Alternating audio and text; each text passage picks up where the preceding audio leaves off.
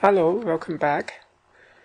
In the last segment, we start to look into the problem of source coding, and we showed how to use the idea of typical sequences to compress a source.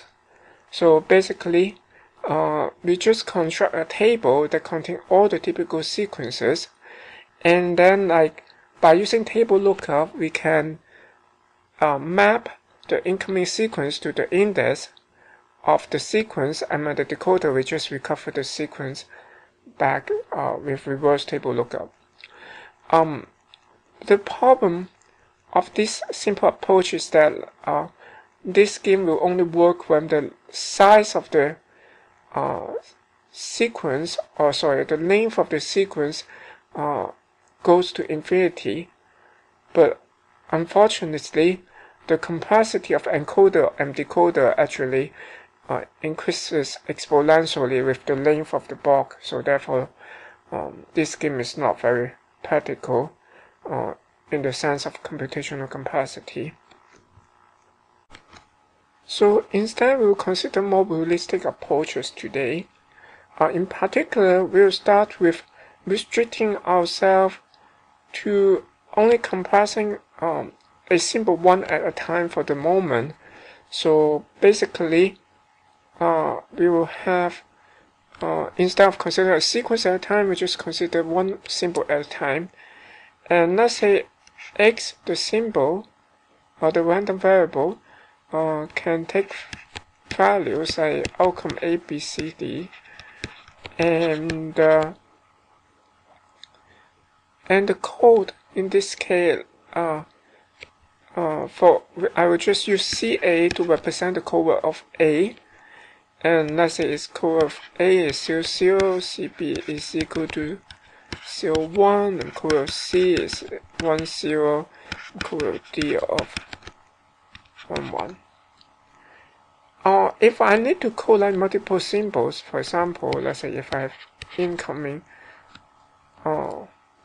sequence, an incoming sequence of these symbols, ABC, then the code word for ABC, or the code output of ABC, will be just equal to concatenation of CA, CB, and CC, and therefore is equal to 00, 01, 10 in this case.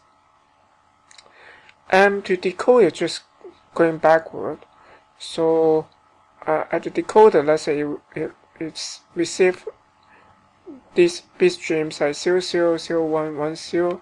So it just do another table lookup. It realized that 00 is the code word of CA, so therefore it should recover the first symbol as A, and then 01, it knows that it's code word of CB, a code word of B, so therefore it's recover B, and so on, and we get C back.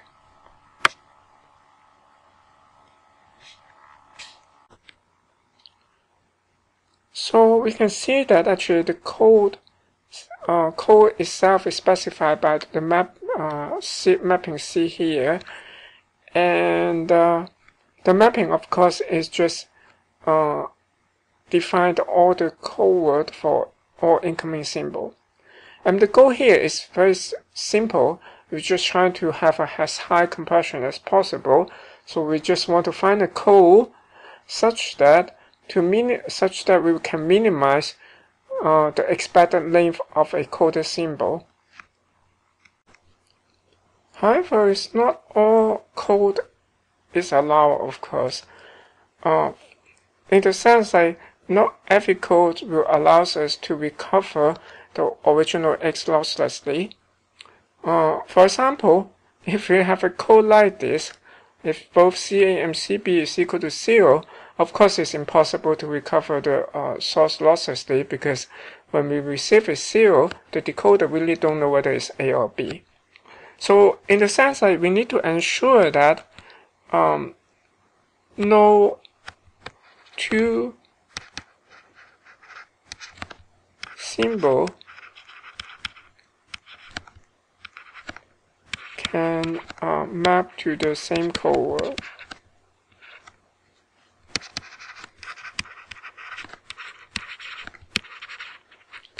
And such a code we call it non-singular. However, being non-singular is not sufficient because, for example, if instead I have this say equal to 0, map to 0, equal to 0, maybe I have the code word of A is equal to 0, 0. I'm still, apparently it's still not a good code because if we receive a 0, 0, we really cannot tell whether we have an A or we actually have two B's. So in the sense we need to have code to be so-called uniquely decodable.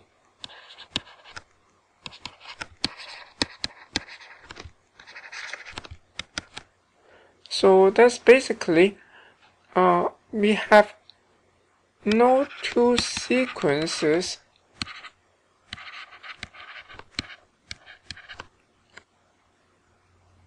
can map to the same bitstream.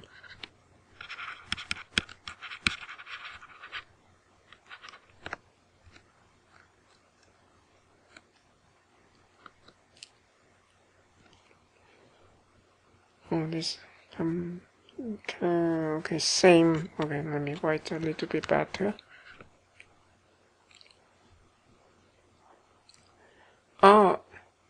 And even if we have code that is non-singular and uniquely decodable, it still may not be desirable.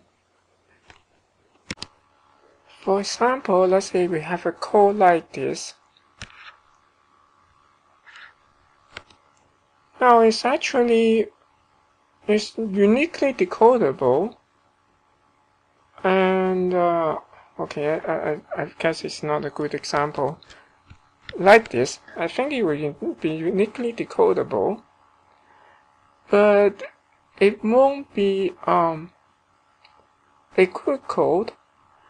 Because, of course, not just this is not a good code in terms of compression, because also, for example, if we consider compressing a sequence, let's say A,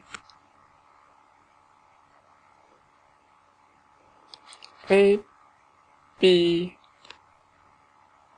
A, so coding this sequence will be equal to 0, 0, 1, 0, 0, 0, 0, 1. Now if I want to decode this bitstream here, I really cannot tell whether at the decoder, I really cannot tell whether the first two bits is really coming out of an input symbol B, or I really have the incoming 3 bits as the initial 3 bits are coming from the symbol A. So, in other words, alternatively, this may be coming out of B, C,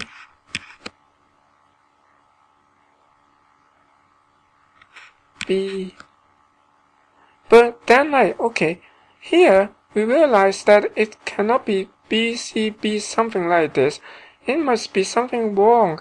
Maybe we should have this A, B, A instead. So eventually the decoder will figure out that, okay, something is wrong. But it is until the end of the bitstream it realizes that something is wrong. So, in the sense, this is not the kind of code is desired, and therefore, like what we are really interested in is really the code we call instantaneous. Instantaneous. I'm not sure I spell it correctly.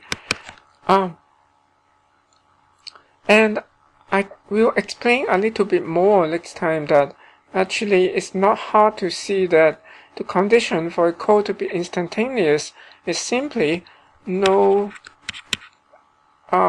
code word is a prefix a prefix of another code word.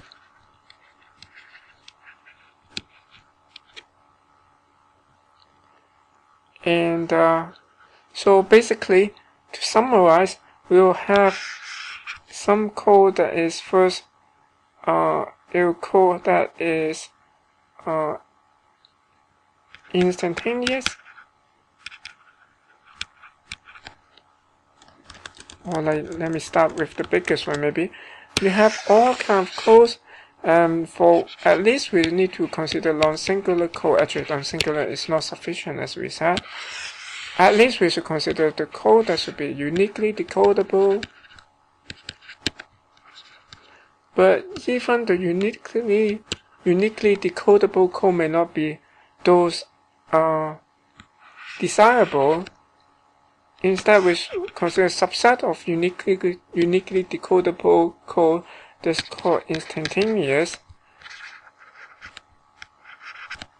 That basically we can decode the bit streams, decode the code words, sequence of code words instantaneously without going through the entire bit streams. So each time we can output one symbol whenever we read the corresponding bits of that symbol without going all the way to the end and come back. So we will talk more next time about what's the condition for instantaneous code and uniquely decodable code. It turns out the condition is pretty simple and elegant. Is governed by the so-called Kraft inequality.